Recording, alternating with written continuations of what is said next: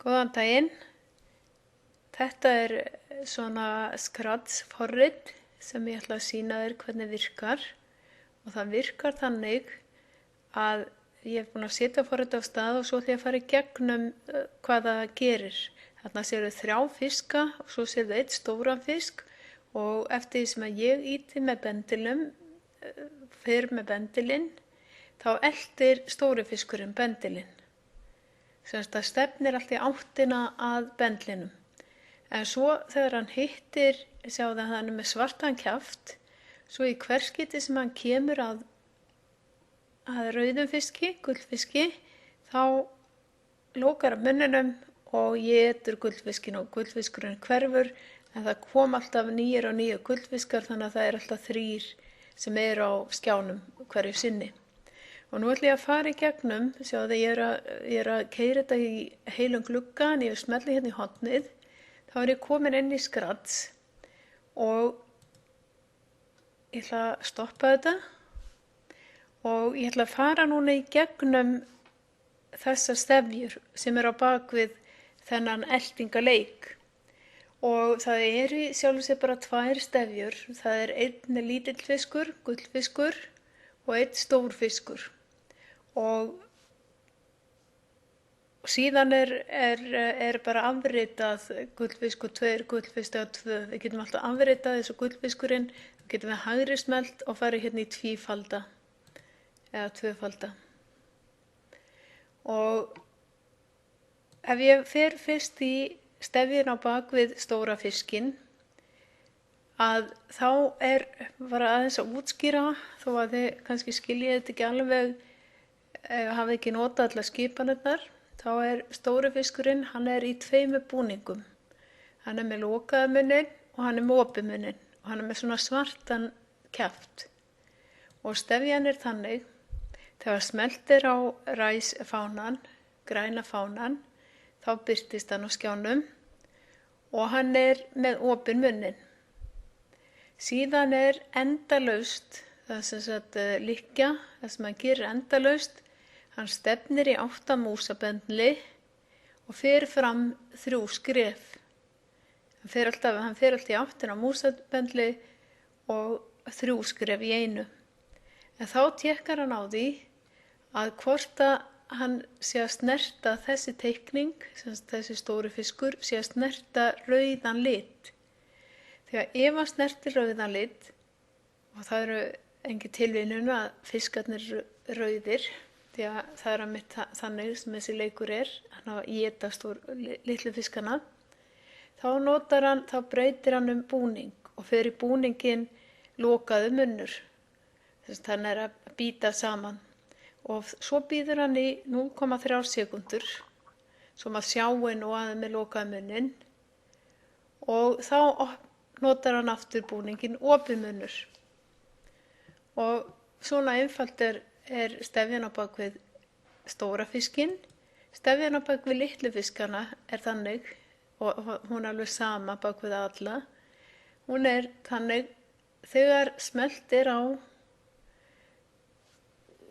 græna fánan, þá birtist hann og stefnir til hægri, bara á venjulegan hátt. Það er bara svona til að sé upp af stefna. Svo það sem hann gerir endalaust er að hann fer 2 skref áfram og hann snýr ekki bara um 15 gráður, heldur snýr hann um einhverja handahafstölu á milli -20 og 20. Þannig að hann getur snúið í eitt skipti 17 gráður og næsta skipti -10 gráður. Og þetta er til þess að fá svona eins og fiskur væri að synda. Hann væri ekki svona alveg alltaf reglulega að fara nákvæmlega 15 gráður. Og síðan tekur hann á því, ef hann er komin út á enda, þá snýr hann við. Ef á jaðri, þá snúa við.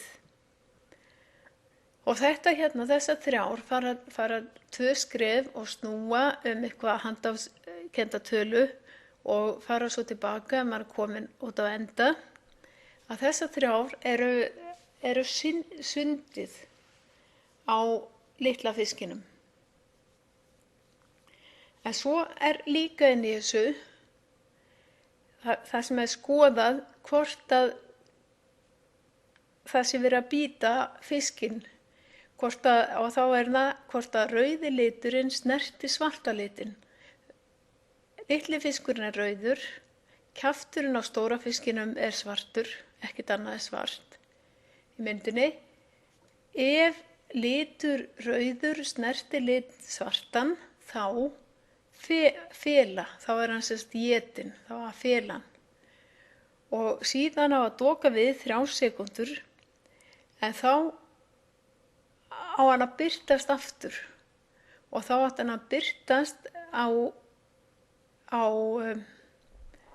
það sem að x mínus 200, það alveg hérna út í jaðrinum, hann birtist alveg hérna vinstra megin, en einhvers staðar hérna á bilinu, en y getur verið slembitala á milli mínus 200 og 200, y getur verið hérna og y getur líka verið hérna. Það bara til þess að hann birtist ekki alltaf á sama stað þegar hann kemur aftur. Ef við skoðum þetta aðeins aftur, þá sjáum við hvernig, ef ég ét einhvern af þessum fisk, hvernig hann birtist aftur, og það svona tilviljunarkennt hvernig hann birtist aftur. Hann birtist eftir 3 sekúndur aftur og hann kemur einhvers staðar að. Og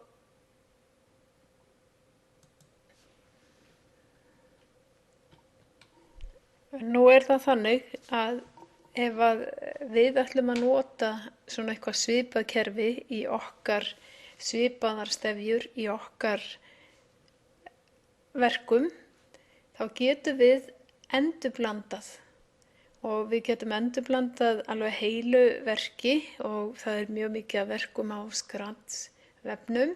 En við getum líka, ef við erum að vinna á Scratch vefnum, þá höfum við svokallaðan bakpoka. Kannski sér þennan bakpoka á skjánum hjá þér, og þetta ekki í útgáfanu ef það hlaðið niður Scratch, þá það ekki þar. Þannig að það svolítið óþægilegt að afrita svona ef maður hefur hlaðið niður Scratch og með það á tölvunni hjá sér, þá hefur maður ekki aðgang að öllum þessum mörgu verkefni sem aðrir hafa gert og þessu notendasamfélagi Scratch. En það eitt sem mjög sniðugt, að það að geta lært af öðrum og notfæra sér annarra verk. Og það bæði hægt að endurblata verkin í heild og breyta þeim, en það líka hægt að taka einstaka hluti, teikningar út og setja í bakpokan hjá sér og flytja yfir í sín eigin verk. Og ég ætla að sýna sem dæmi það núna, að ég ætla að taka stefjuna hérna bak við stóra fiskinn og litla fiskinn, gullfiskinn, og setja í bakpokan.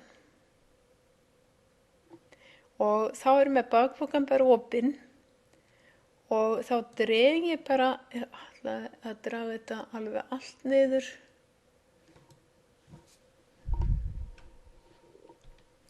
Þá dreg ég fyrir efst í það sem ég ætla að afrita, þannig að þá fer allt niður sem fyrir neðan. Og ég dreg þetta bara niður í bakpokan og sleppi þá, og þá þessi stefja komin í bakpokan og þetta stefja á bak við stóra fiskinn. Og síðan ætla ég að fara hérna á gullfiskinn og þá ætla ég að draga það niður í bakpokan líka og þá þetta komið inn í bakpokan og svo ætla ég að nota þetta í öðru sem ég ætla sjálf að teikna eitthvað það sem eru fiskar og þetta gæti líka verið svona eltingaleikur sem ég notaði eitthvað annað heldur en fiska. En ég ætla að nota það með þessar rútínur, hérna, þessar stefjur og án þess að þurfa að skrifa þær allir upp á nýtt. Já, það sem ég gerði var að byrja á nýrri stefju, nýju verkefni, og þar bjó ég til 2 teikningar, eina af svona eins og geimfari eða einhverju geimskrýnsli og eina svona geimkónguló, og svo tók ég inn eitt bakgrunn Og síðan að þetta verið bakpokanum, stefjan á bak við stóra fiskinn og stefjan á bak við litla fiskinn, þá dró ég bara eins og stefjan á bak við stóra fiskinn, þá dró ég hana bara hérna yfir. En vegna þess að ég ætla að nota hana, að spara mér að skrifa hana alveg upp á nýtt, en ég breytti henni aðeins. Ég breytti henni til dæmis að ég bætti inn þannig í hvert skipti sem að hún hitti í þessu tilfelli litla kónguló og geimkónguló, þá myndi vera að spila hljóð ásamt því að hún myndi skipta búning. Og ég breytti aðeins búningunum eða bjó til 2 búninga. Þetta búningurinn sem vanalega og þetta búningurinn þegar hann rekst á kónguló eða einhverja hluti. Við ákveðum bara hvað það er. Og það er semst rauð kónguló og sjáu þið að nú er hann ekki svartur neitt eins og var í dæminu sem ég var með áðan. Og þá breytti ég þessu þannig, ég tók þetta líka forritið fyrir, eða stefjuna fyrir eins og var fyrir gullfiskinn áðan og dró hana hérna á bakpokanum yfir á vinnusvæðið mitt fyrir það sem ég var að teikna einhverja fígúru. Og þá breytti ég líka þannig að ef rauði liturinn snerti þennan rauð fjólubláa eða bleika litin, bleik fjólubláa litin hérna. Þannig að það var ekki sömu litir. Og tökum sem dæmi ef ég hefði búið til kónguló sem væri svona geimkónguló sem væri gula litin, ég ætti að fara hérna í búningar, sem hún væri ekki rauð eins og ég teiknaði hana, heldur hefði ég haft hana gula. Það setja gula liti hérna á, skærgula lit, hérna undir og yfir og breyta henni þannig að hún sé öll gul. Ég verð að stækka mig svolítið upp til að sjá þetta.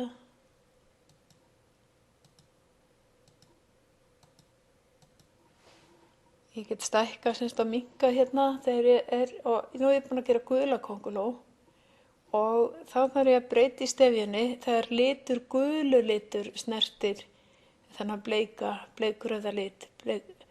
Þá verð ég að draga, þá verð ég að fara hérna og smella hér á, þannig að þetta sé gulur hér. Og á sama hátt þá verð ég að breyta hérna í þessu, þá verð ég ef snerti litin rauðan, þá þarf ég að segja ef snerti litin gulan.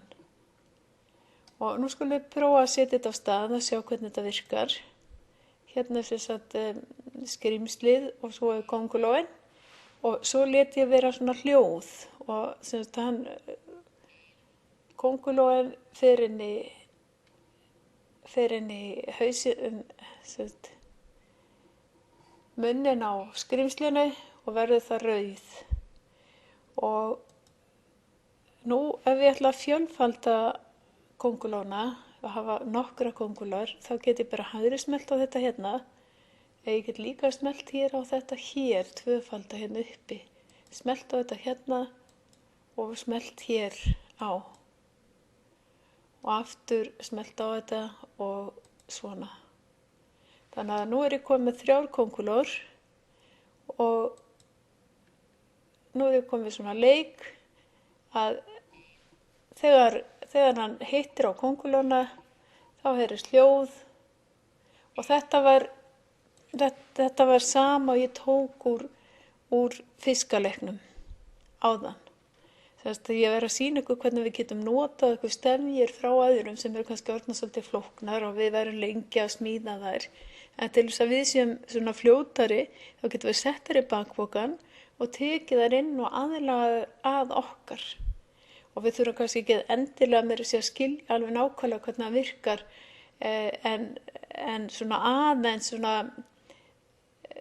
að geta séð til dæmis, við þurfum ekki alveg að vita hvernig við getum búið það til sjálfar ef við skiljum nokkurn veginn virknina í þeim.